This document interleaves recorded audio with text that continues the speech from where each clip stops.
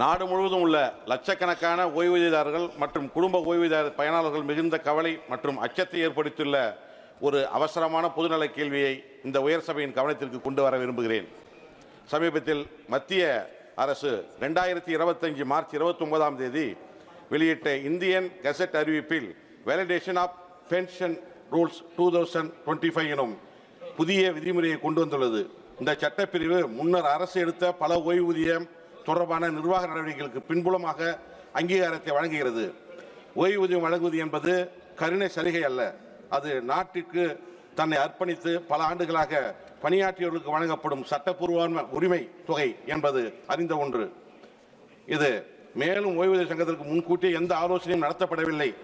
வாழ்வாதார செலவுகள் அதிகரித்துள்ள இந்த காலகட்டத்தில் அவர்கள் உரிமைகளில் எந்த மாற்றமும் மூத்த குடிமக்களின் வாழ்வாதாரத்தை ஆழமாக பாதிக்கக்கூடும். எனவே மாண்புமிகு தலைவர் அவர்கள், நான் அரசிடம் வரவேற்று கூறுவது ஒன்று, வேலிடேஷன் ஆஃப் பென்ஷன் ரூல் 2025 எனும் அறிவிப்பின் நோக்கம், விளைவு மற்றும் மரபுகளை உடனடியாக தெளிவுபடுத்த வேண்டும்.